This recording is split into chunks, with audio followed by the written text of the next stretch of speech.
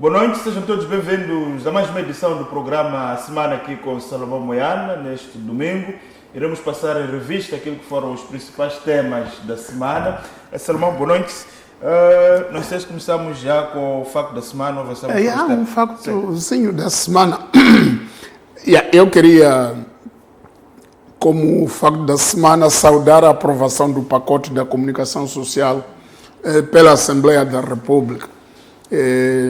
Na última quinta-feira foi aprovado o pacote em definitivo, a nova lei de comunicação social que substitui aquela antiga lei, a Lei 18/91, de 10 de agosto, que é a lei de imprensa. Então agora evoluiu para a lei de comunicação social. E também tem a lei da radiodifusão, que foi aprovada, que havia uma lacuna muito grande na regulação específica da radiodifusão no país. E também a lei do Conselho Superior de Comunicação Social, e que há algumas alterações fundamentais no papel do Conselho e também na sua relevância. Ganha competências efetivas. Ganha competências efetivas e funcionais. Sim. E eu penso que é positivo. De toda maneira, isto é uma grande vitória de toda a classe de comunicação social, que tem vindo a lutar nos últimos 20 anos praticamente para a mudança da lei ou para a introdução destas inovações que estão agora a aparecer sob forma de lei. E também isto é uma vitória da nova visão dos nossos deputados na Assembleia da República, sobretudo das 4 chefias de bancada, que entenderam que este projeto saísse das mãos do governo para ser um projeto de lei da própria Assembleia da República e assim viabilizar o assunto, porque há muito tempo que isso jazia nas gavetas do governo. O governo não estava a dar a devida importância ao debate e aprovação deste grandioso instrumento regulador da área da comunicação social. Portanto, penso que as etapas que faltam, nomeadamente a aprovação da lei e regulamentação da carteira profissional e outras coisas, são questões subsequentes, questões ajusantes deste grande pacote já aprovado. O mais importante era termos o pacote regulatório do quadro da comunicação social no país, do quadro da radiodifusão e das competências do Conselho Superior da Comunicação Social. O que falta, penso que já não é tão complicado como era aprovar este pacote. Portanto, estão de parabéns os jornalistas que tanto lutaram para isto acontecer. Está de parabéns o próprio governo que iniciou a ideia, embora não tenha, por causa do seu caráter cíclico, talvez, não tenha conseguido. Foi retirado da hora na sessão anterior. E não era a primeira vez que isso acontecia. Portanto, penso que está mais de parabéns a Assembleia da República, na pessoa da direção da Assembleia da República, da própria Comissão Permanente e da chefia das bancadas. E eu lembro-me no dia em que tivemos o briefing da comunicação social com a bancada do Partido Frelimo, a própria presidente da Assembleia apareceu nesse briefing e também reiterou a vontade de toda a instituição em ver este pacote aprovado. Portanto, penso que vale a pena enaltecer este empenho e encorajar que outros grandes pacotes sejam aprovados a bem do nosso país. Exato. Salomão, então vamos avançar. Fica aqui também esta nota da própria MBC em relação à aprovação deste pacote. Esperamos que seja, de facto, esse pacote crie as condições efetivas para que possa-se fazer um serviço de comunicação social transparente e, sobretudo, também as regras do mercado. Nós estamos aqui como operadores e sentimos um pouco disto, alguma desordem no setor. Esperamos que com a aprovação deste pacote, de fato, a comunicação social possa ser uma indústria, sobretudo, transparente e independente, sobretudo. Então, vamos avançar, Salomão, com o outro tema que o Salomão elegeu como principal desta semana, é a intimação da Procuradoria-Geral da República para Mozal se conformar com a legalidade, ou seja, não desligar, digamos assim, a fundição. Como é que a Salomão analisa este facto? Bom, a Mozal há mais de 18 meses está a falar que vai encerrar. Estranhamente, essa intimação parece também 2 dias depois do encerramento da empresa. Não, isso é como levar os melhores medicamentos para ir curar um cadáver, não? E depois o cadáver já foi embora. A pessoa esteve doente, não aconteceu a assistência necessária. E quando a pessoa falece, depois traz-se um medicamento importado do estrangeiro, que é a última versão de cura para esta doença, mas a pessoa já foi embora.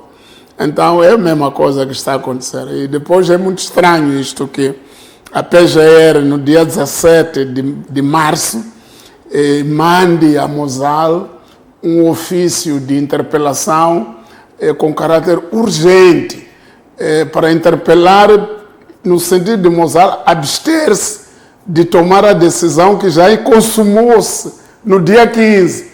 Quer dizer, no dia 17, você quer corrigir, quer mandar ligar as máquinas já desligadas, porque no dia 15 de março é o dia em que terminava o contrato da Mozal com a Eskom, de fornecimento de energia.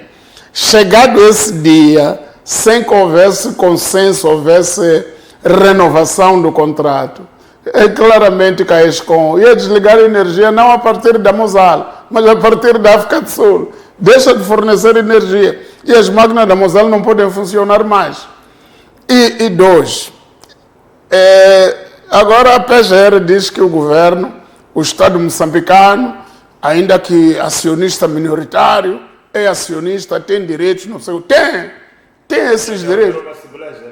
Claro que tem. Mas o próprio acionista Estado moçambicano estava onde, desde agosto, que estamos a debater a possibilidade de encerramento da Mozal devido à incapacidade nacional de fornecimento de energia. Não é o ministro Impisa, o porta-voz do governo, que há 2, 3 semanas até declarou em voz alta que Mozal nem é empresa de Moçambique, nem é empresa moçambicana, só está em Moçambique. Quer dizer, o próprio ministro Impisa não sabia que o Estado moçambicano é acionista dessa mesma empresa. Portanto, eu penso que esta interpelação é um show-off de legalidade tardia, uma legalidade inexequível. Portanto, não é possível a Mozal abster-se de cumprir a decisão já tomada, já consumada. Nem é preciso cumprir nada. A decisão da Mozal foi de que no dia 15 de março, isto avisado desde agosto do ano passado, e a gente a perguntar ao governo quais são as saídas. E o governo, às vezes, estamos a trabalhar. Nessa altura, o IGEP, que é o representante do governo na Mozal, não estava a ver o tempo a passar, não estava a ver que era necessário fazer diligência para que houvesse Assembleia Geral, quer dizer, nada. Tudo vem depois. E eu penso que é uma decisão totalmente inexequível. Quer dizer, a interpelação da PGR é extemporânea, inexequível e totalmente inaplicável. Porque agora, se querem penalizar um e o outro, podem penalizar. Parece que é o que querem fazer. Acabar por dizer que o fulano é responsável, vai ser penalizado. Mas para nós o mais importante não é penalizar pessoas. O mais importante era permitir que a Mozal continuasse a produzir em Moçambique. Isso aí não fizeram. Ninguém fez. O próprio Estado moçambicano não fez. A própria PGR não se lembrou de que tem um departamento de questões cíveis e comerciais e tentar interpelar. Não aconteceu nada ao longo deste tempo todo. Agora, quando as pessoas já estão indemnizadas, já foram para casa, vem uma nota e depois até se foi recebida, foi sorte. Porque essa nota podia encontrar escritórios fechados, porque as pessoas já fecharam a fábrica. Portanto, eu penso que é um espetáculo de legalidade totalmente extemporâneo, totalmente desnecessário e totalmente inexequível neste momento. Portanto, uma questão que eu quero colocar também, porque esta questão do encerramento da Mozal, esta interpelação, vai na sequência, aonde é que estão aquelas pessoas que diziam que a Mozal está a fazer chantagem? Não, Não ia acontecer nada. bom, essas pessoas... Bandeira de patriotas da primeira linha que defenderam Moçambique contra os imperialistas, os estrangeiros. Não. As pessoas vão dar emprego a essas mais de 5 mil pessoas. Eu acho que essas pessoas são as que estão a motivar este tipo de interpelações. Porque a ideia das pessoas é de tentar punir alguém. Mas a ideia fundamental não é punir ninguém, era garantir que a Moçambique continuasse. Recentemente, há uma coisa de uma semana atrás, começou a surgir em alguma comunicação a existência de uma suposta empresa que foi criada por um lobby moçambicano que ia retomar, que estava por detrás do pressing de que o governo tem que resistir até a Mosal cair para ver se essa empresa alegadamente moçambicana também de fundição de alumínio. Onde é que fazia fundição? Depois apareceu. Nunca fez fundição, foi criada, acho que foi em dezembro, quando o Mosal está a falar de fechar, então num BR apressado, como a moda moçambicana, não é? Há um grupo sempre de lobistas, de pessoas bem informadas, e logo criou-se um lobby, um caminho para ver se consegue ficar com algumas coisas, não sei quando.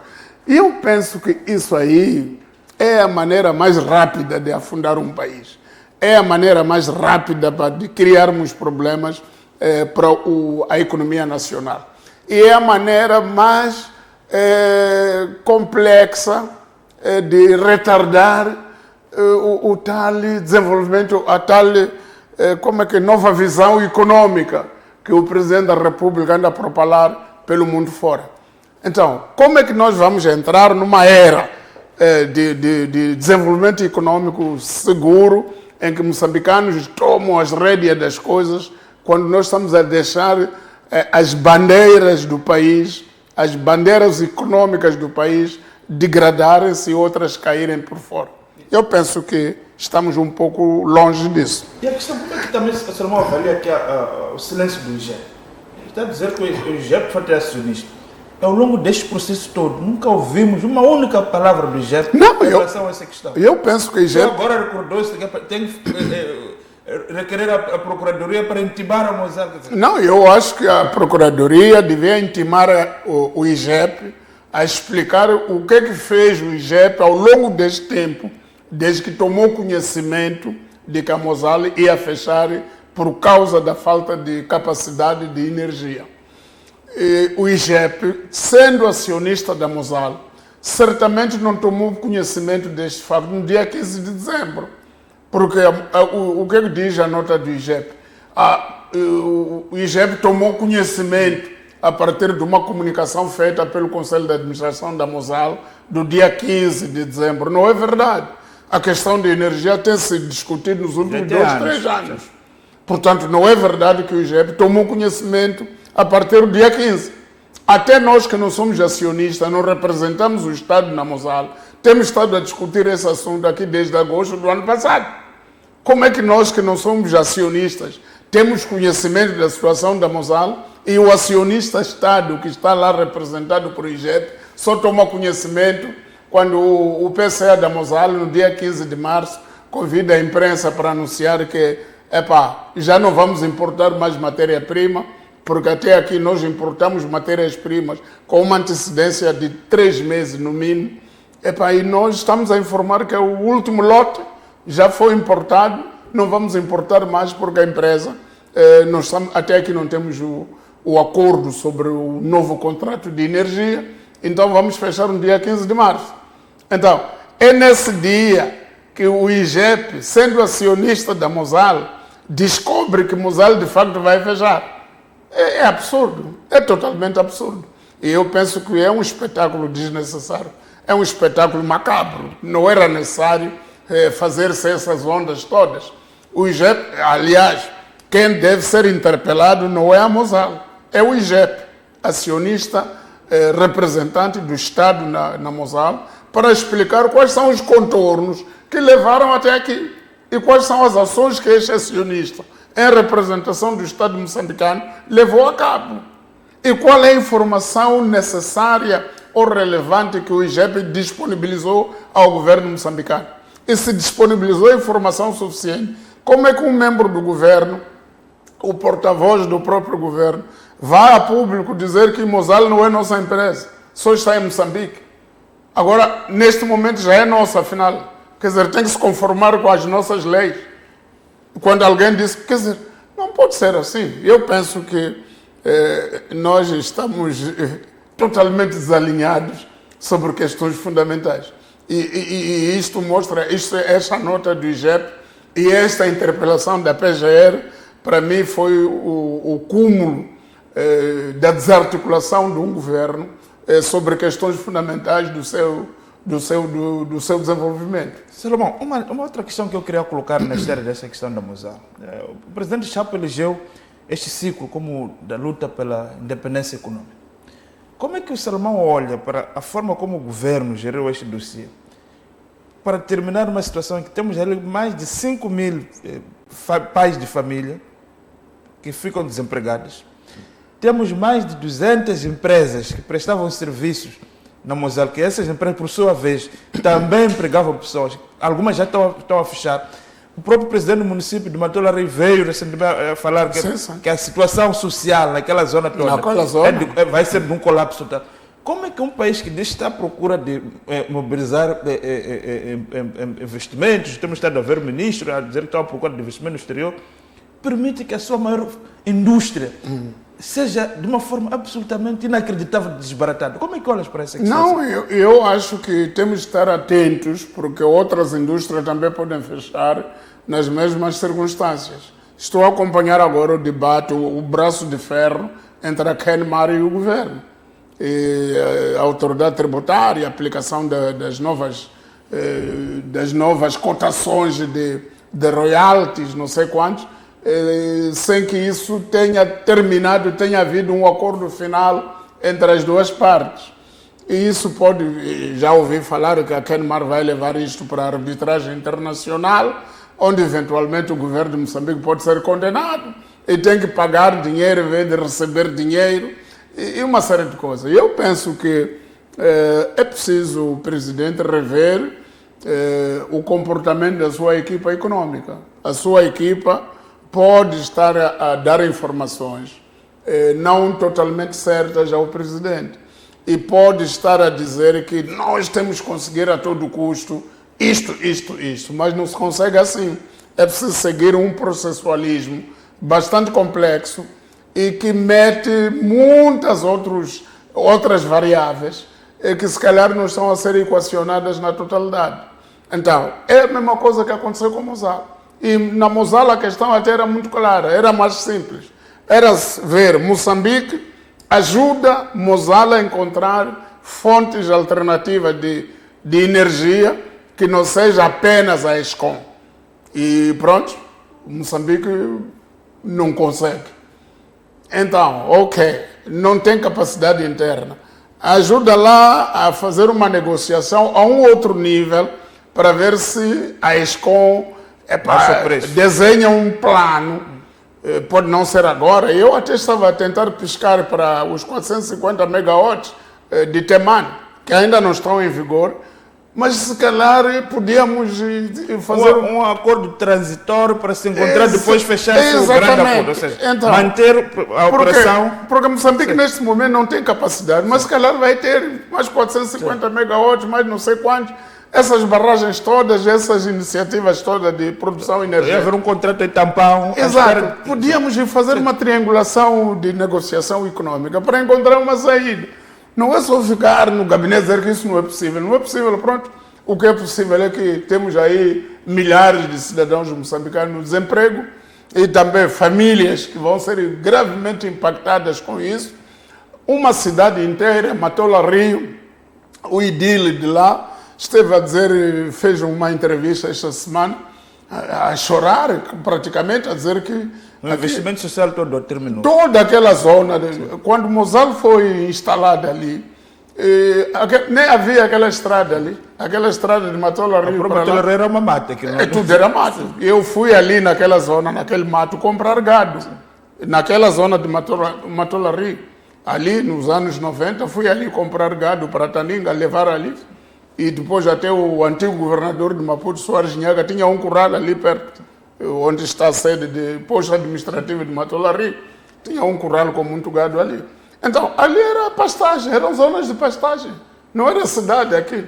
Aquilo virou cidade por causa da Mosala. E quando fomos à inauguração da Mosala, a inauguração da Mosala foi dirigida pelo primeiro-ministro Pascoal Mucumbi. Estivemos ali, as explicações todas que foram dadas indicavam que aquilo não tinha só o mérito de fazer exportação de alumínio, de lingotes de alumínio, mas também ia fazer uma transformação social daquela zona. E realmente, em menos de 20 anos, aquela zona mudou profundamente. A cidade cresceu bastante. Então, é uma indústria que você não pode se dar ao luxo de dizer, se eles não conseguem, fecha. Não é assim. Aquilo não é indústria daqueles acionistas. Aquilo é uma indústria de um país. Aquilo mexe com o bem-estar de famílias num país, com a estrutura econômica do país. E durante vários anos, naquela altura toda, a Mosala foi o maior exportador, quer dizer, aquele que mais impacto teve no PIB moçambicano em termos das exportações. Portanto, eu penso que nós até aqui não estamos bem afinados sobre o que é que nós entendemos por tal independência econômica. Até parece que a independência econômica é um discurso. Parece que os novos negociadores do governo parecem ser movidos pela raiva, pela fúria. A forma como lidam com esses... Não é uma perspectiva muito pacífica de facto. Todo mundo concorda que temos que encontrar novos termos de negociação com esses projetos, que há um maior pagamento de impostos, maior contribuição no país. Mas quero parecer que não é no quadro de uma revolução que isso deve ser feito. Exatamente. E mais, tudo tem que ter uma fase transitória. Quer dizer, você não pode dizer que Kenmar já completou 20 anos, daqui para frente, tudo como se fosse a partir do zero. É preciso também olhar a contribuição que essa empresa deu naquela zona de Moma, naquela zona de Topuito, o que aconteceu naquela zona. E depois, o que aconteceu na economia em geral, o contributo dela. É verdade que a empresa tem que dar mais? Sim, é verdade. Nós concordamos, sim. Todos concordamos. Agora, quais são as formas para que isso comece gradualmente a acontecer? Não é com uma violência, não é chegar lá e dizer que hoje põe o cancela aqui, se você não paga isso, não passa. Não é assim. Isso aí parece uma manifestação. Parece que o governo está a promover manifestações. Não é assim. O governo está contra manifestações. Então tem que estar contra decisões capazes de provocar tumultos. Porque de repente vamos privar famílias de beneficiar daquele bem. Vamos obrigar famílias a ficarem privadas de muitas coisas. Então, eu penso que é preciso duas coisas para a maior transparência do nosso governo. Primeira coisa, era bom que a equipa negocial e a equipa econômica do governo fosse conhecida. Nós temos que saber quem é o economista-chefe, o negociador-chefe da questão do governo. É o Magala? É o Machatini? É preciso que haja clareza nisto, para a gente ajudar também a dar contribuições. Eu sou uma pessoa que nós conhecemos, mas não sabemos se são elas ou não. É preciso saber. É o Magala que está em frente disto tudo. Quem está a renegociar? Quem está a renegociar os dossiês todos da economia nacional? Sobre Mosala, o que é que... Quem era a equipa econômica? Exatamente. Nós temos que conhecer. Isso é a primeira coisa fundamental para a transparência e também para o governo receber subsídios nossos, para nós apoiarmos com algumas ideias. Podemos não ser especialistas nas áreas deles, mas pelo menos somos especialistas em bom senso. Podemos ajudar com bom senso. Isso é muito importante. Segundo, sabermos a que ritmo é que este governo pretende conseguir os objetivos. Qual é o timing? É qualquer projeto que completa o seu ciclo, logo tem que começar de zero com novas exigências, ou algumas alterações vão ser gradualmente introduzidas de modo a criar conforto no próprio investidor, conforto, previsibilidade e segurança no investimento. Porque ninguém põe dinheiro num país para de repente dizer, não sei quanto. Por exemplo, vi uma notícia agora que de repente vão começar, foi dito que grafite de Balama a empresa de grafite de Balama vai duplicar a produção este ano, a capacidade de produzir. Vai duplicar a produção de grafite, que é utilizado para a produção de baterias para carros elétricos. De repente, nós somos capazes de ir lá dizer que para você duplicou a produção, então paga-nos outras coisas que não são previstas no contrato. Tipo, você, um senhorio de uma casa, de uma filete, que quando tiver a fazer uma festa no dia seguinte, diz que vamos aumentar a renda. Não pode ser assim. Nós temos que ter um país sério, sereno, com equipas estáveis, emocionalmente estáveis, e que saibam negociar as coisas como deve ser. Portanto, eu penso que é preciso trabalhar-se muito na equipa que faz as negociações em nome do presidente, porque se você, em nome do presidente, negocia Mozale e depois falha, quem falhou foi o presidente. Se em nome do presidente você negocia Kenmare, se falha, é o presidente que falhou. E se Kenmare levar Moçambique para a arbitragem internacional e Moçambique ir perder, então é o presidente Chabo que está a andar a perder nessas batalhas. A nos prejudicar. Estamos a prejudicar. Nós estávamos bem, ele chegou aqui e começa-nos a prejudicar. Tínhamos a Mozale, tínhamos não sei quantos. Então, temos que acabar com essa má percepção derivada da má condução de alguns dossiês fundamentais da economia nacional. Exato. Salomão, vamos avançar então com o tema. O presidente Chabo esteve esta semana na Bélgica, teve encontros importantes com a equipa da Comissão Europeia, o presidente da Comissão, a presidente executiva, do Conselho Europeu. Enfim, na mesma semana em que, a partir do Ruanda, de Kigali, têm surgido notícias vocalizadas pelos principais dirigentes do Ruanda, especialmente o ministro dos Negócios Estrangeiros, em que manifesta a intenção ou ameaça abandonar Cabo Delgado, alegadamente porque precisam de ser pagos, querem dinheiro e querem ter um maior reconhecimento. Isso também um pouco na triangulação das sanções de Donald Trump. Mas aqui em Moçambique, que é onde os tais militares estão, não há informação. Nem há debate sobre isso. E também foi dito, quando essa força ruandesa foi trazida para Moçambique, que ela vinha no quadro humanitário, porque eles não gostam de ver pessoas serem decapitadas, que estavam aqui, não ia custar nada. Sim. Agora está-se a falar dos dinheiros, que a União Europeia tem que meter dinheiro lá. Não, explica um pouco como não. É o seguinte, isso de quadro humanitário pode ser um discurso político conveniente. Mas foi dito. Foi dito que vinha a custo zero até. E, bom, só que eles não podem combater a custo zero, porque eles têm que ter alimentação, eles têm que ter combustíveis, eles têm que ter manutenção das suas máquinas e do seu equipamento, eles têm que fazer reposição das armas, de fardamento e de muitas outras coisas, eles têm que ter abrigo. Então isso tudo não é custo zero, isso tem custo. E eu lembro-me que depois de algum tempo, eles chegaram aqui no ano 2021, e eu lembro-me que por aí, 2022, 2023, o presidente Nyusi esteve bastante empenhado perante a pressão dos próprios ruandeses de que nós não temos determinadas condições. Esteve empenhado em conseguir que houvesse um financiamento para eles. Quer dizer, Moçambique não tem capacidade para pagar a eles. Então, eventualmente, encontrou-se que a União Europeia, no quadro da sua missão de apoio contra o terrorismo a Moçambique, poderia disponibilizar, abrir uma linha de 20 milhões de dólares. Dólares ou euros? 20 milhões de euros.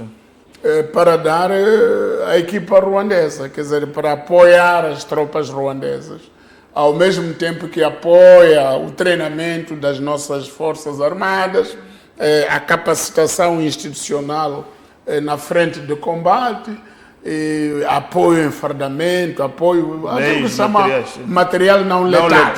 Exatamente, equipamento não letal. Então, isso conseguiu-se. E as tropas estão-se a treinar, estão-se a treinar comandos, estão-se a treinar vários grupos de boinas vermelhas, etc. em vários centros de treinamento, aqui na Catembe, na Cala, Monte Poês, por aí, acho que é Mariri também, em Anquabe. Então, isso tudo está acontecendo. Mas, e também o financiamento, a equipa da Ruanda está em curso. Só que agora, por causa do problema no Congo, na República Democrática do Congo, onde o Ruanda é acusado de apoiar o M23, o movimento 23 de março, a União Europeia aplicou sanções ao Ruanda lá no Congo. E que, por causa dessas sanções, a União Europeia ameaça deixar de financiar o Ruanda e Moçambique. Porque está a dizer o seguinte, o mesmo Ruanda que nós estamos a punir na República Democrática do Congo, nós estamos a dar dinheiro em Moçambique. Estamos a financiar o mesmo indivíduo. Então, vamos lá. Se nós aplicamos sanções ao Ruanda por causa do M23, então vamos aplicar sanções integrais, sanções completas, em que também cortamos a situação em Moçambique. E isso aí já é discutido nos meios diplomáticos há um bom tempo. Agora, o que me admira a mim, e agora admirou mais esta semana, quando o presidente disse que também andamos a ouvir, mas nunca fomos... Nunca foi colocado na mesa, sim. Nunca foi colocado na mesa. E eu não sei se isso tem que ser colocado na mesa ou nós temos que procurar antecipar uma resposta, porque também isso é parecido com Mozart, não é?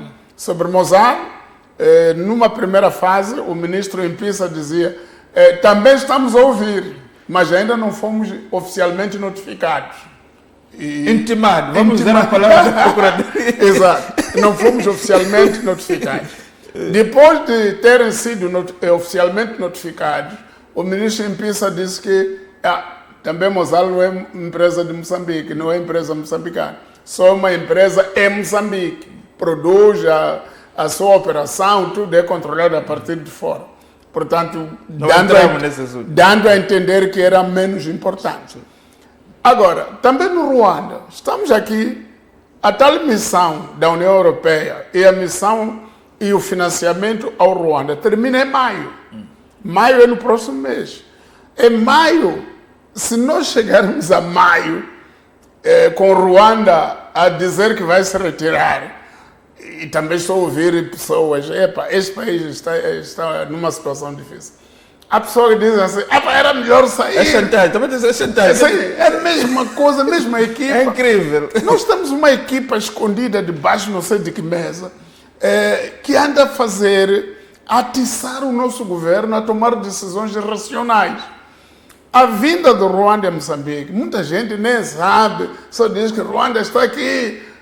Quando chegou Ruanda aqui no dia 21 de julho de 2021, Macomia estava tomada, Kisanga estava tomada, sede de distrito. O próprio Mucimbo da Praia. Mucimbo da Praia estava tomado, Muidumbi estava tomado, Palma estava tomado.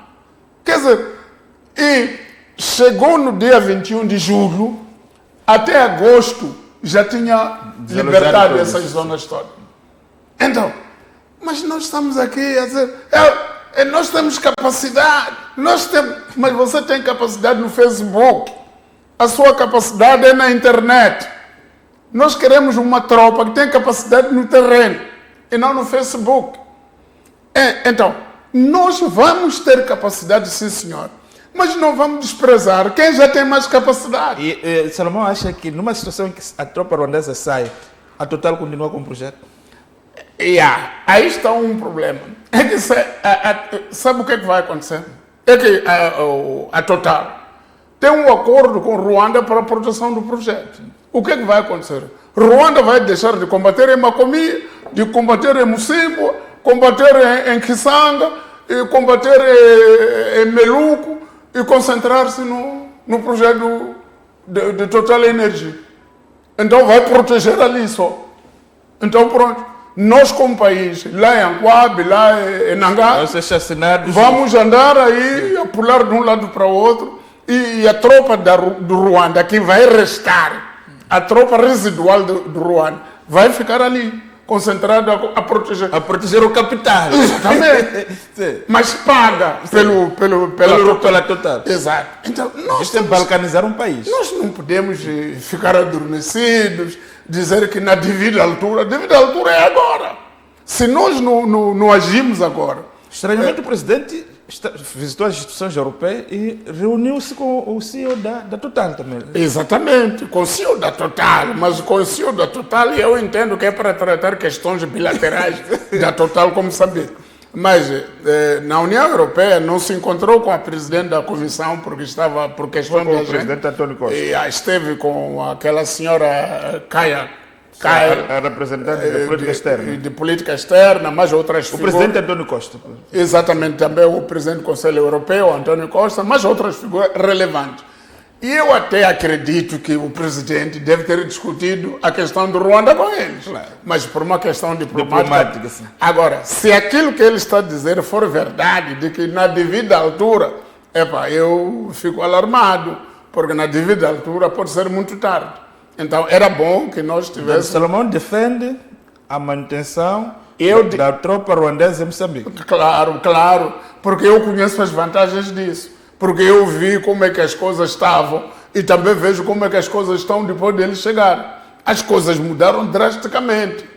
Nós temos uma capacidade, sim senhor, até ouvi um senhor em Portugal a dizer, eu sugiro uma coisa, um português diz que cresceu aqui em Moçambique. Vão lá buscar aqueles comandos do tempo colonial. Eles são velhos. Diz que tem 70, 80 anos, mas vão lá trazer a eles. Vão resolver. Eles limpam aquilo num instante. E não brinquem assim. Não vamos brincar com coisas sérias, porque também os insurgentes não é um grupo de gajos totalmente descomandados. São gajos altamente financiados. São gajos treinados e devidamente armados. Portanto, não vamos andar a menosprezar o esforço que o país está a fazer e que o Ruanda, sobretudo, está a fazer para apoiar Moçambique. É verdade que o apoio que dá tem que ser financiado para eles conseguirem continuar a dar. Qual era a dificuldade do país reconhecer que está a pagar ou tem que se pagar o Ruanda? Não há um problema nisso. Não, eu penso que não, o país não está a pagar. O país mobiliza apoios para se dar dinheiro ao Ruanda. Não, o problema da comunicação, uma das maiores falhas, uma das maiores desgraças da nossa governação é a comunicação. Em Moçambique comunicamos extremamente mal. Políticas boas, mal comunicadas, viram um problema para a revolta da população. Então nós temos um problema sério não é só com este governo, com o governo anterior, com outros governos. Comunicação. Uma comunicação assertiva, uma comunicação oportuna e assertiva. E também as pessoas, quando estão no governo, pensam que fica mal se um governante for perguntado uma coisa, ele dizer, sobre esse ponto ainda vou me informar. Na próxima eu vou responder. Pensa que ele tem que dizer alguma coisa. Sabe de tudo. Pode mentir, porque, eu estava perante a imprensa, tive que dizer qualquer coisa. Só que essa qualquer coisa que ele diz, a imprensa aponta e da próxima pergunta confronta ele com aquilo. Tipo Donald Trump, que está a dizer coisas com coisas. Sim, um dia diz que a guerra termina hoje, outro dia não. Estou a pedir Já apoio ganhamos, depois amanhã da NATO. não sei. Então, nós temos que organizar uma estratégia. Até aquele contrato da Agência Metropolitana de 9 milhões Para de comunicação. para a comunicação, devia ser o governo a criar um projeto grande para formular uma estratégia de comunicação. Quem são os comunicadores das políticas públicas do governo? E como é que comunicam essas políticas públicas? Isso é fundamental. Exato, Salomão. Vamos neste momento então, acho que este tema não se esgota. Acho que fizemos aqui uma introdução. Eu creio que nos próximos programas vamos dar conta. De fato, maio é daqui a nada. E de fato, os jornais ruandeses, os dirigentes têm estado a fazer uma pressão muito grande em relação a essa questão. E dizem que estão a ser maltratados, quando estão a ajudar outra parte do mundo, mas enfim. Então nós voltaremos a esse tema nos próximos programas. Vamos neste momento então obedecer o nosso primeiro intervalo, voltamos dentro de instantes para dar sequência ao nosso programa. Até já.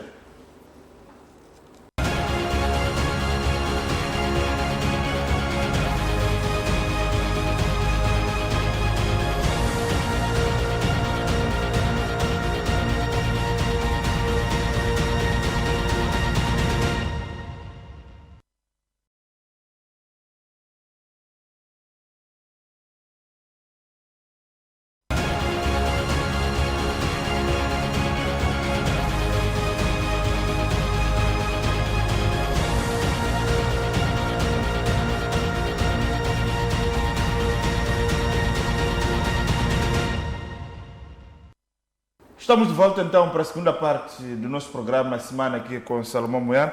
Salomão, vamos voltar aqui para esta segunda parte do nosso programa. As cheias continuam a causar estragos. Depois da região sul do país, parece que agora a região centro, especialmente a província de Sofala, o distrito de Machanga, por exemplo, está totalmente sitiado pela força das águas. Está totalmente Como isolado. é que olha para esta situação? Não, continuamos a dizer a mesma coisa. A época chuvosa ainda não acabou. Portanto, ainda não seria possível apresentar um plano. Não, ainda há problemas. A política podia apresentar um plano, já tinha um plano de reconstrução. Não, ninguém pode prever ainda o que pode vir a acontecer. Ainda temos uma situação, por exemplo, há uma semana em Manica, surgiu um fenômeno ali na zona de Espongabera, em Sussundé, em Mussurize. Espongabera é Mussurize, não é Sussundé. Então, só que a estrada vem de Chimoio, Sussundenga até Mussurize. Então, a estrada começou a ter uma erupção. Aí uma erupção na estrada, uma estrada alcatroada. Começa a rachar a partir de dentro. E as pessoas não sabem o que fenômeno é aquele. Pronto, também os nossos cientistas devem nos ajudar rapidamente, os nossos geólogos, etc., deslocar-se ao terreno e alguns geofísicos para irem ver o que é que se passa. E pronto, mas isto tudo está no âmbito da época chuvosa, numa época em que muitas coisas acontecem.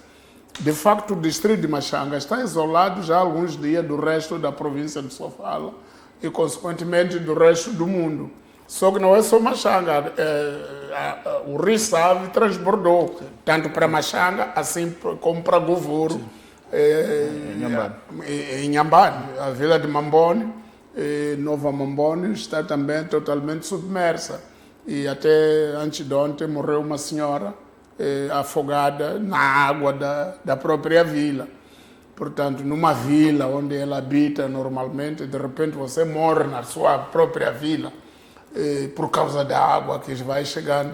E as pessoas foram retiradas lá das aldeias vizinhas para se acomodar na vila, na pequena vila de Mambone, exatamente por ser o ponto mais elevado, porque outras zonas são mais baixas. E depois ir descendo para cá, a província de Gaza também está totalmente com problemas sérios. Xai-Xai continua com cheias, as pessoas em Xai-Xai estão nas ruas, ainda não estão em casa, não estão à vontade.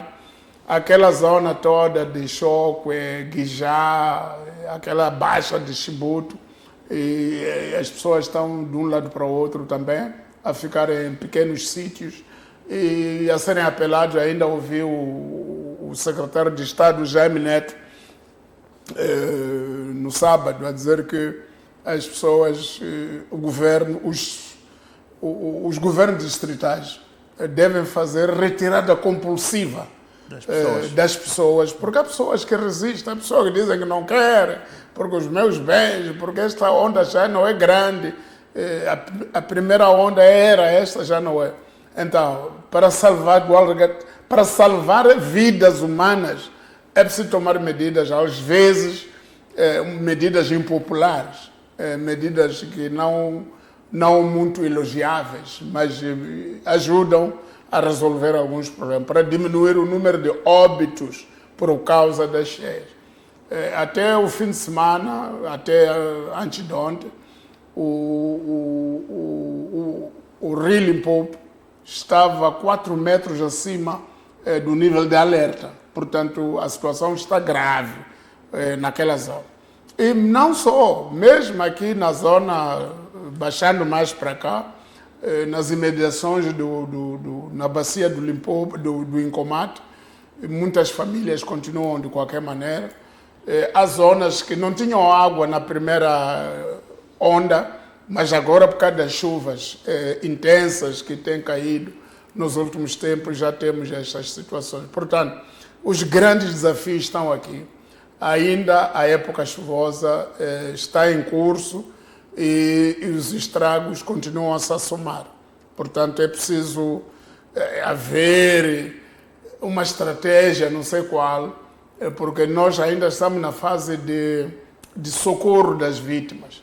Mas é preciso termos uma estratégia de médio e longo prazo, uma estratégia de reconstrução, e uma estratégia de estabilização da situação e também uma estratégia de prevenção futura. Para agora que... também a questão do esforço alimentar dessas pessoas parece uma coisa... É verdade. importante. E essas coisas de alimentos, em alguns sítios, as famílias, as organizações continuam a dar grandes apoios em termos de ajuda alimentar, mas é preciso continuar um trabalho do governo. O governo tem que ser mais meticuloso na gestão de pouca ajuda que recebe para distribuir às pessoas e saber quem são as pessoas que realmente importam para a recepção de ajuda. Só que, na prática, são todos. Eu vi uma reunião num sítio ali onde se queria falar de um assunto, mas o secretário de Estado daqui, da província de Maputo, o senhor Henrique Mogés, esta semana foi a Xenice, em Chinavane. Queria ver e tal, diálogo, ver o povo, quase que foi vaiado. Porque as pessoas dizem, não é isso que nós queremos falar. Querem comida. Nós queremos ver como é que vamos viver depois das cheias. Quer dizer, nós aqui sofremos, o senhor chega aqui e fala de política. Quer dizer, é preciso nós termos muito cuidado com as pessoas. Basta haver uma reunião numa aldeia neste momento, nessa zona, essa zona toda que estávamos a referir, Buzi, Machanga, descer para cá, Mussurize, lá, Massangena. As pessoas pensam que você está a reunir para lhes ajudar. E é por isso que é um desafio grande nessa coisa de diálogo nacional inclusivo nas aldeias. Porque as pessoas, quando veem uma equipe a dizer que chega a pessoa de Maputo, chega a pessoa não sei de onde, chega uma pessoa da capital, capital provincial, é bem-vindo a ajuda, vamos lá ouvir. Chega ali, você começa a falar da Constituição, da lei eleitoral. Da lei eleitoral. Mas a que hora vamos falar da comida? Então, eu penso que é um grande desafio. E nós presenciamos isso quando, lá na aldeia onde estamos, falamos com as pessoas. Qualquer reunião que se organiza na aldeia, essa reunião não aborda a questão apoio por causa das cheias. Para essa reunião não valeu nada. As pessoas começam a gritar, começam a falar coisas diferentes dos objetivos. Porque a maior necessidade, aliás, é o que dizia o marxismo, o Engels dizia que o Marx dizia que o homem, antes de se dedicar à filosofia, à política, tem que comer, tem que se abrigar, tem que se agasalhar. Então são necessidades básicas. Quer dizer, você tem que garantir o básico para conseguir discutir política, conseguir falar da nova visão para a independência econômica e tal. Você faz isso depois de comer. Se não come, você não tem essa visão nova. Então, eu penso que a população, sobretudo essa população afetada pelas inundações, perdeu tudo, não tem nada. E algumas pessoas não têm como recomeçar. E é preciso que o governo esteja mais atento a essas situações e intimar o governo a abster-se de andar a discutir assuntos que não dizem respeito à vida das pessoas. Nesta fase. Irmos nos concentrando naquilo que é essencial para reconstruir a vida das pessoas. Eu fiquei meio feliz esta semana, mas não totalmente, porque não é exatamente a boa gestão de recursos humanos. Vi que o ministro Matlombe reconsiderou não sei se reconsiderou, mandaram-lhe reconsiderar, em relação ao engenheiro Elias Paulo. Antigo diretor da ANE, né? Sim, o antigo diretor-geral da ANE, o antigo diretor provincial em várias províncias. Foi diretor da ponte o diretor da ponte, Armando Emílio Guebuza, no Rio Zambeze. É pessoa que eu conheço bastante bem. Já esteve no fundo de estradas também? Sim. Homem do fundo de estradas, uma pessoa muito serena, uma pessoa muito competente, na minha opinião e na opinião de outros engenheiros que eu conheço. e que esta semana foi nomeado diretor de coordenação de projetos do Corredor da Beira. Pronto, isso pode ser boa coisa, eu não conheço a dimensão dos projetos do Corredor da Beira, mas pronto, já é útil, porque tinha sido mandado para a reforma, tinha sido exonerado e reformado quase que compulsivamente. Agora pronto, foi buscado em casa para ser diretor, portanto, é para Acha que nessa questão da coordenação também, principalmente na questão da recuperação das infraestruturas? É que desde que o engenheiro Elias Paulo, já há uns 4 ou 5 meses, foi exonerado diretor-geral da ANE. A ANE não tem diretor-geral, só tem diretor-geral adjunto. O engenheiro Kuanai é o diretor-geral adjunto. Quer dizer, nós tiramos uma pessoa quando não temos outra pessoa. Mas num momento crítico que tem a ver com garantir a transitabilidade das vias. Exato. Então, eu fiquei feliz porque ele foi finalmente reconduzido para uma área que ele domina melhor. Quando o presidente Chapa andou a fazer nomeações, secretário de Estado disto, eu pensava no próprio engenheiro Elias Paulo, que se calhar ia calhar ser secretário de Estado dos Transportes e Logística, que era para ajudar o ministro na área da logística, das estradas, etc. Mas pronto, não calhou ele, calhou outra pessoa. Pronto, eu penso que às vezes as nossas decisões podem prejudicar um bem maior, que nós queremos atingir. Então eu penso que foi bom, nesse momento crítico de obras de engenharia, reconstrução, ter-se puxado o engenheiro Elias Paulo, para ajudar, para contribuir. Ele não vai fazer tudo sozinho, ele não é omnipresente nem todo-poderoso, mas tem humildade suficiente para aprender com os outros e para coordenar grandes equipas complexas. Isso vimos no Rio Zambeze, quando coordenou a construção da ponte Armando Emílio Guebuza, e que nós estivemos na inauguração, ouvimos a ele, ouvimos várias pessoas envolvidas. Portanto, eu penso que é meia-culpa, é reconhecimento de meia-culpa fazer-se isso. É uma justiça, embora um bocadinho tardia. Nós temos de saber gerir os poucos que sabem dos setores, sob pena de andarmos a investir em dossiês já caducos, quer dizer, coisas que já passamos por elas e voltarmos a falar as mesmas coisas e voltarmos a dizer, pensar que é novidade quando já foi dito, já foi estudado, já tem dossiê, já tem tudo. E agora o que falta, se calhar, é a implementação. Então, estamos a estudar coisas estudadas. Eu ouvi um engenheiro da ANE aqui, esqueci-me o nome dele, a falar da requalificação da estrada da vinda de Moçambique, Missão Roque, Zimpeto. Vamos requalificar, fazer 4 faixas. Olha, eu já ouvi isso no tempo do presidente Guebuza, que iam fazer isso. Até ele voltou a falar, até foi nesta televisão, falou de 3 de fevereiro em Coloane. Eu disse, até diz que tinha um fundo saudita, um fundo saudita de 50 milhões de dólares, e que as obras vão começar em outubro, mais ou menos em outubro. Estamos na fase de estudos. Vocês estão a estudar uma coisa que já foi estudada há muitos anos. É só implementar. Quer dizer, eles estão a estudar a mesma coisa que foi estudada no mandato do presidente Armando Emílio Guebuza, quando estava-se a construir essa coisa das circulares. Esse projeto de Missão Roque Zimpeto, ali no comando, no posto policial do Zimpeto, também estava lá, falou-se disso. E que essas 4 faixas que ele falou hoje, eu já ouvi isso há mais de 15 anos, quando o Guebuza ainda era presidente.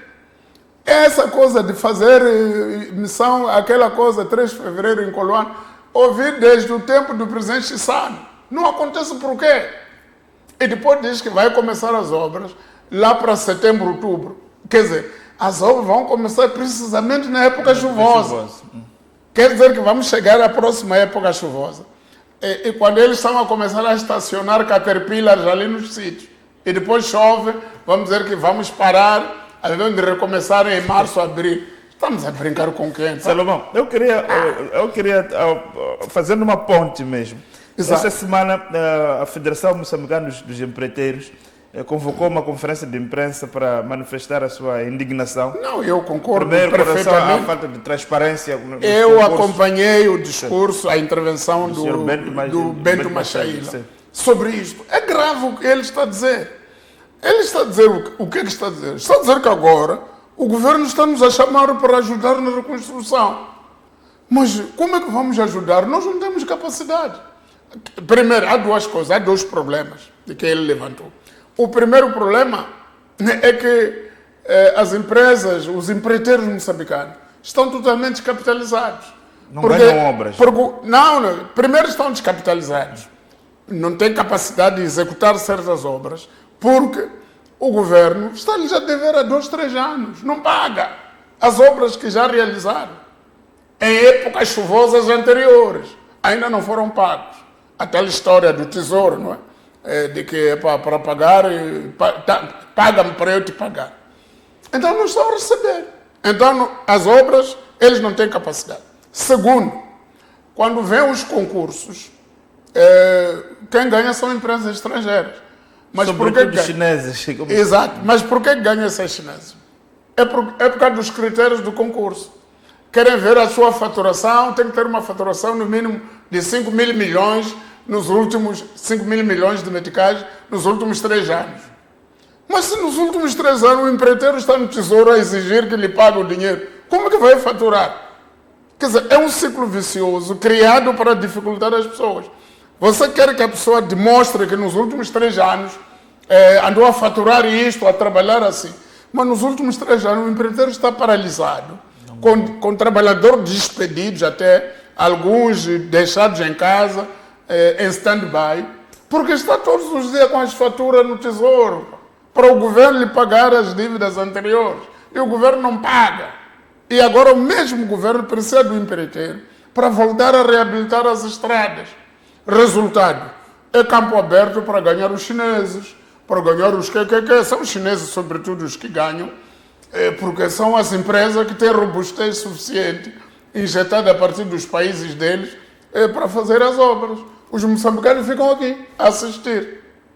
Então, nós temos que ter uma política em relação ao país. Quer dizer, empresários, agora é reconstrução. Toda a gente precisa de empresários. Empresário da área de construção civil. Para irem ver, em Xaixá eu ouvi dizer que só um empresário, até chamam empresário da governadora, é um que ganha obras todas. Outros não ganham. Só ganha uma pessoa. Todas as obras importantes é uma pessoa que ganha.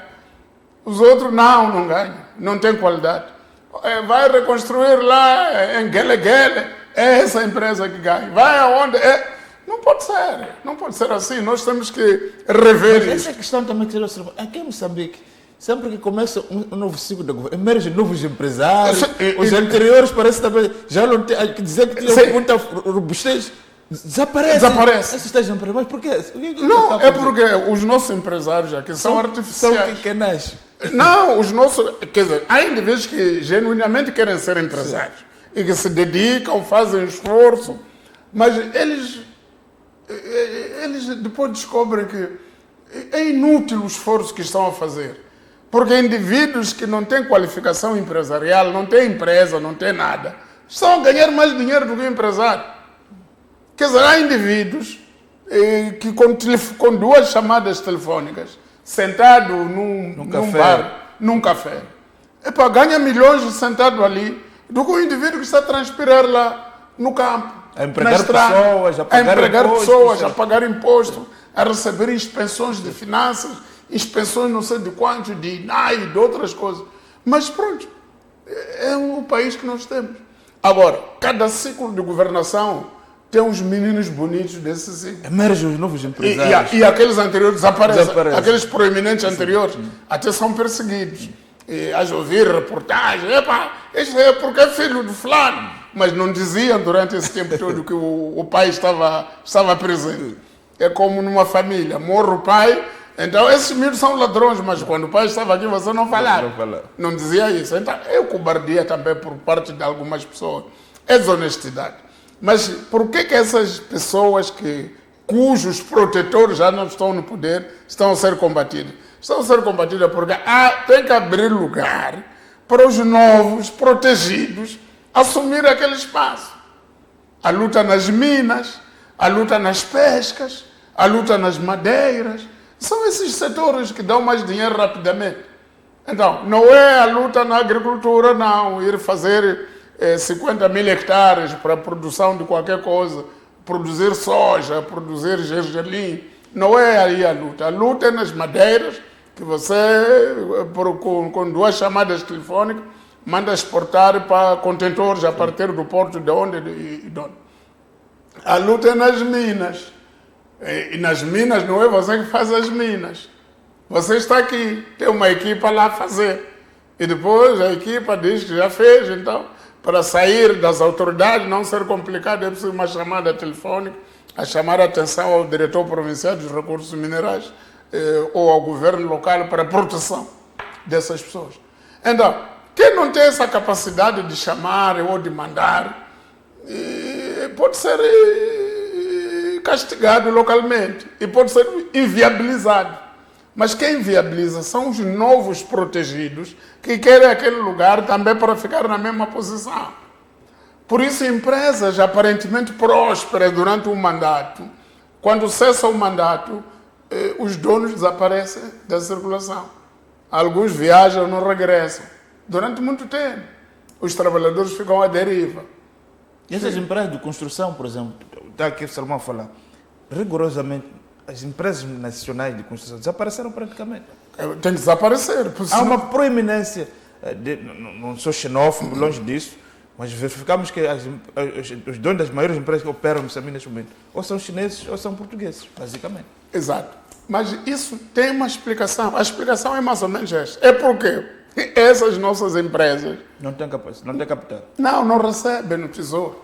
Porque alguém dizia que não, o grande problema é que as únicas obras que os empreiteiros moçambicanos conseguem ganhar são obras do orçamento geral do Estado. Onde a possibilidade de receber é remota. Agora, essas financiadas do Banco Mundial, então aí são estrangeiros. Exatamente. É isso mesmo. E tu, seja uma empresa moçambicana, para atingir o gabarito de ser financiado, para atingir os critérios do Banco Mundial, tem que ser uma empresa que tem uma fluidez na faturação. Que fatura regularmente. Fez uma obra em Xaixai, ganhou um valor, fez outra em Sofala, ganhou, fez uma obra aqui, a empresa de Niassa fez uma obra em Estrada Metangula, Lupulis, ganhou tanto, fez uma obra em Marupa, Ruaça, ganhou tanto. Quer dizer, tem que haver fluidez nas coisas. Ganhou, fez, foi ao Tesouro, recebeu. Fez, foi receber. Agora, você faz, fica 6 meses, 2 anos, não lhe pagam aquela fatura, você não faz nada. Pelo contrário, você tem que despedir pessoal e ficar você endividado com as pessoas que mandam embora.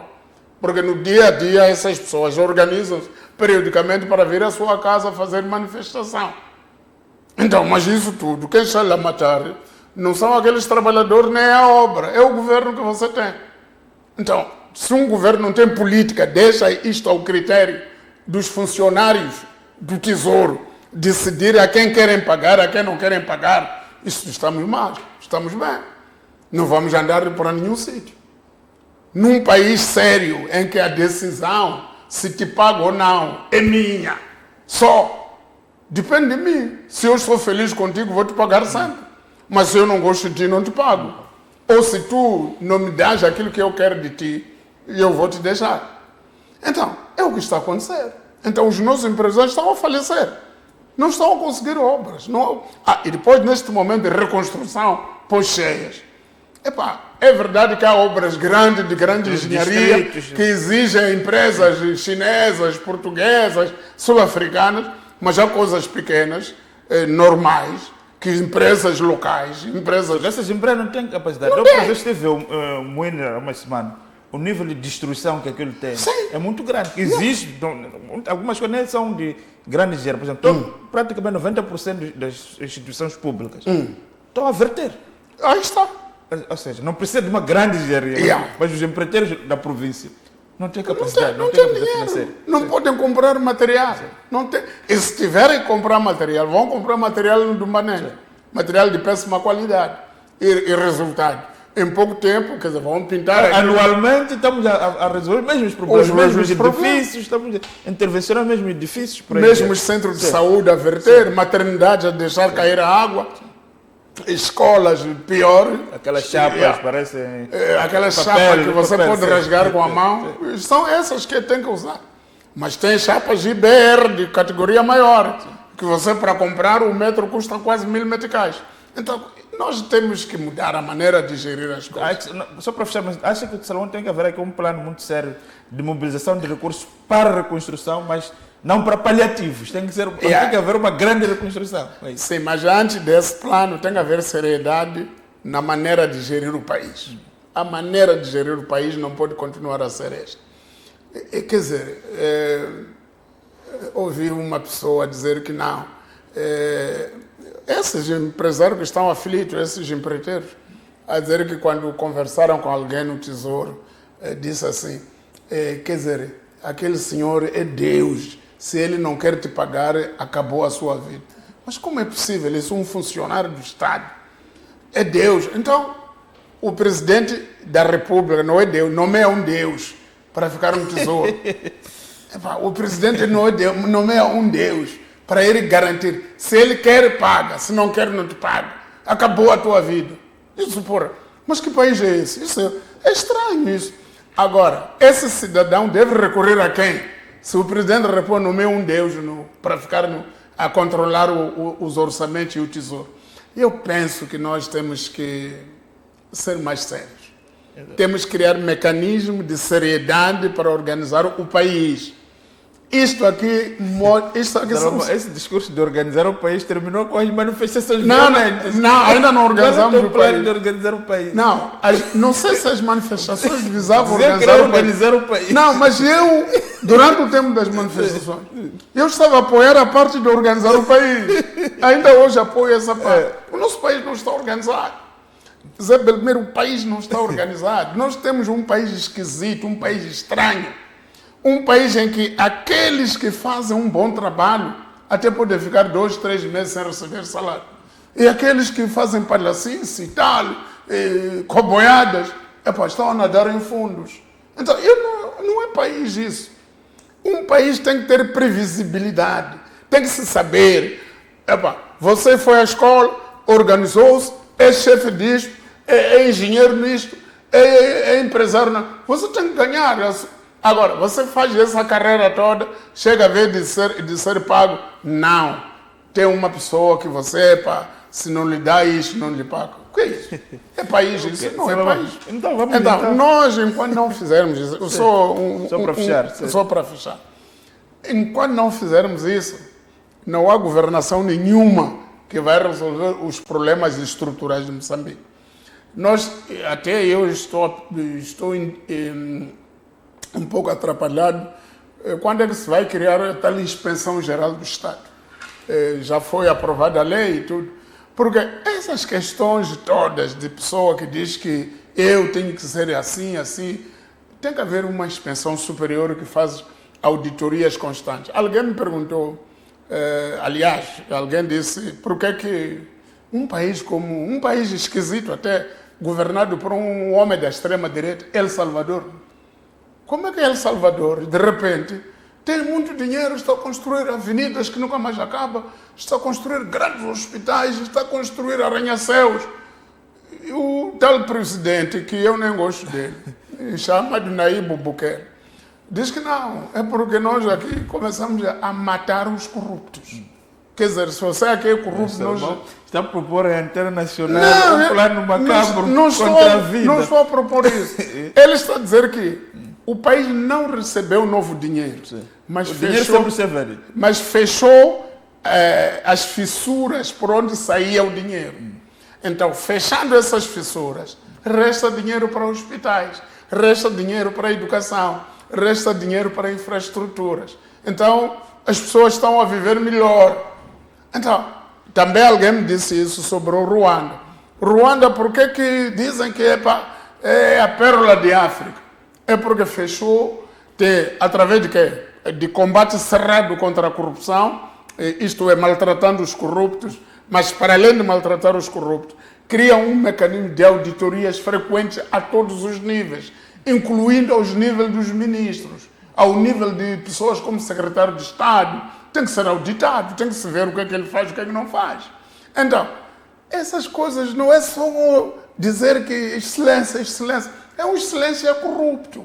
Nós temos que ter a frontalidade e a capacidade de desmontar aquela áurea de excelência numa pessoa inútil para a sociedade e criarmos condições para que os moçambicanos, é que nós não vamos conseguir, aquilo que Samora dizia, temos que trabalhar para encontrar a felicidade do povo. Nunca construiremos a felicidade do povo, segundo as palavras do próprio Samora, com bandidos no poder. Não pode. Tem que haver uma limpeza, não é limpeza étnica, mas tem que haver uma limpeza muito cerrada contra isso, contra a corrupção. Mas corrupção e abuso de poder. Porque em alguns casos nem é corrupção, é abuso de poder. Uma pessoa diz que eu tenho poder, quero ver a ele o que é que faz. Exato. Não pode. Você quer ser tratado no centro de saúde, apanha uma pessoa e diz, eu aqui é que mando. Isso chama-se abuso de poder, até não é corrupção. Mas você pode sucumbir ali, falecer na maca, porque há uma pessoa que diz que não é prioridade tratar essa pessoa. Então nós temos que acabar com isso. Se não fizermos isso, vai ser complicado. O discurso, daqui a pouco, o presidente há de ir apresentar o Estado-Geral da Nação, o país está a robustecer os mecanismos, não está a robustecer nada, está a enfraquecer os mecanismos de construir um país melhor. Exato. Salomão, então vamos neste momento vencer o nosso intervalo, voltamos na terceira e última parte do nosso programa. Até já.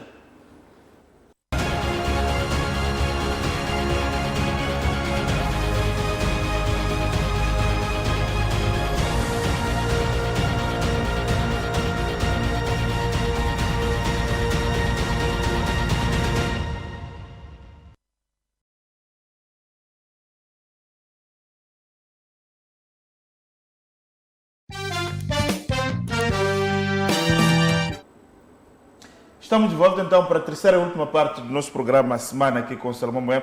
Salomão, nesta terceira parte vamos responder aqui às questões dos nossos internautas. A primeira questão que é colocada mesmo pelo nosso internauta Mário Santos é em relação à suspensão de mandato do deputado Enéas Comiche e a entrada desse jovem Gerson Fernandes como deputado. Como é que olha para essa questão? Não, eu acho que a suspensão de mandato é um ato normal, não é previsto na lei.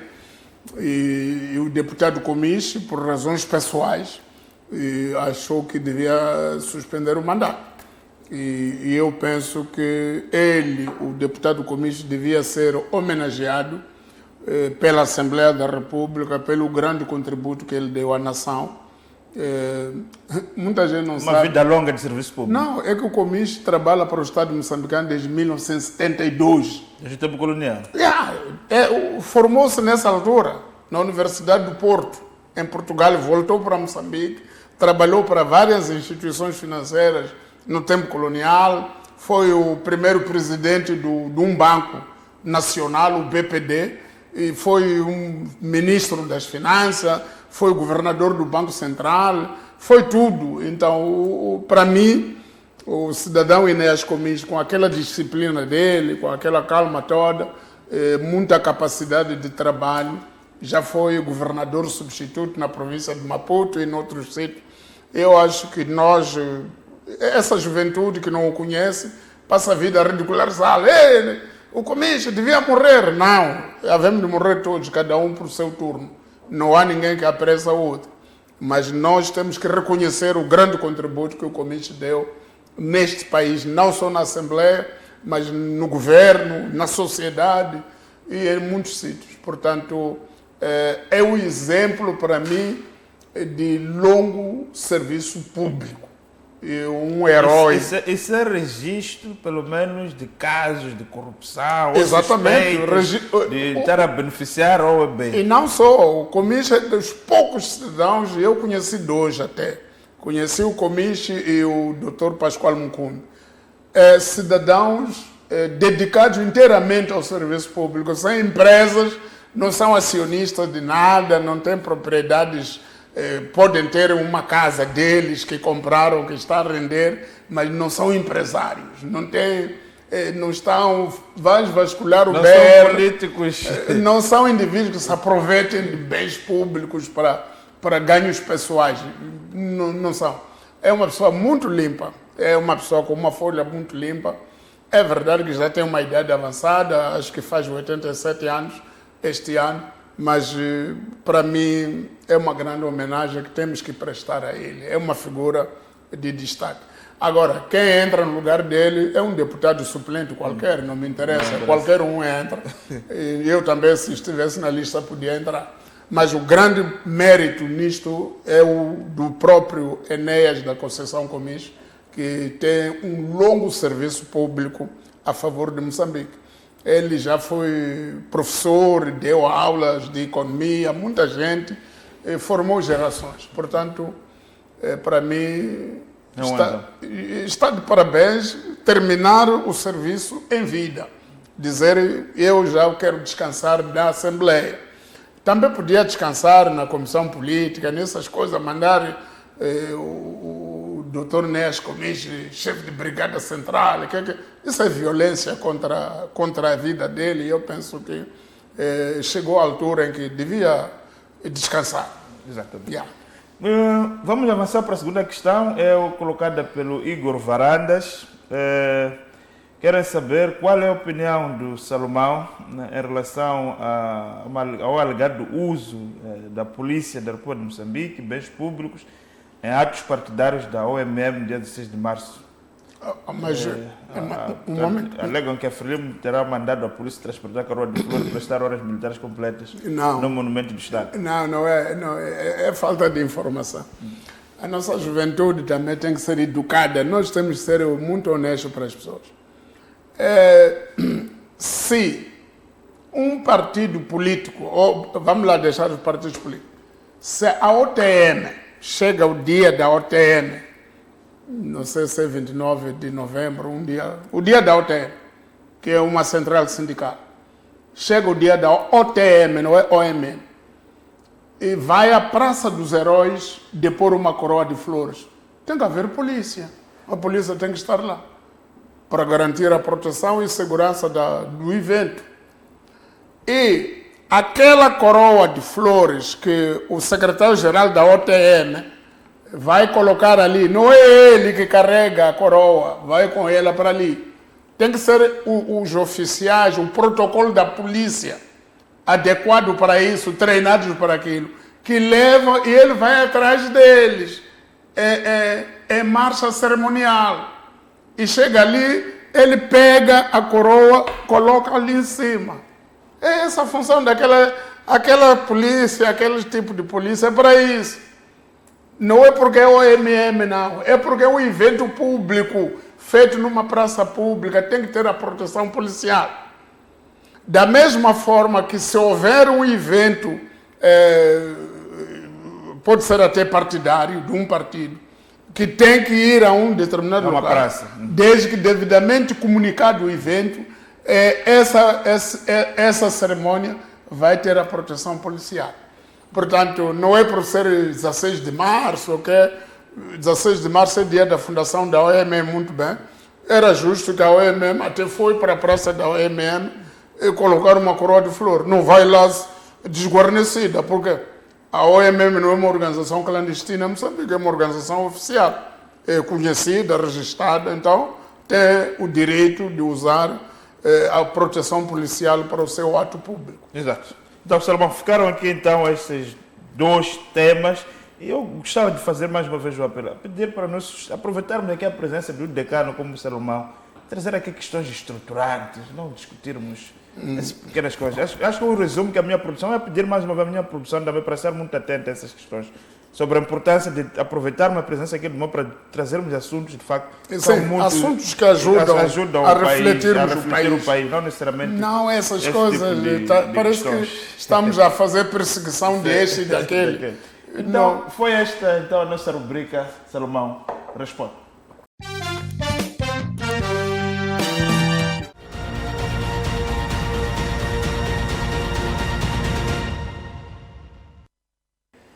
Então, Salomão, foram essas questões que foram colocadas. Não sei se só para fecharmos, alguma tem uma questão para fecharmos o nosso programa. Acho que não, acho que está tudo tudo dito. visto, mas eu queria apelar a que aquela questão, sublinhar a questão da equipa técnica do governo para a negociação dos grandes projetos e ser um pouco mais transparente e ser mais conhecida por todos. Exato.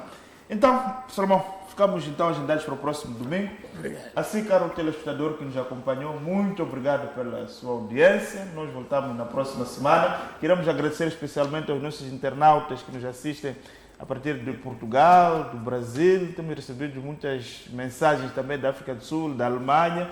Então, muito obrigado pelo calor da vossa audiência. Então, voltamos no próximo domingo. Boa noite. Até lá.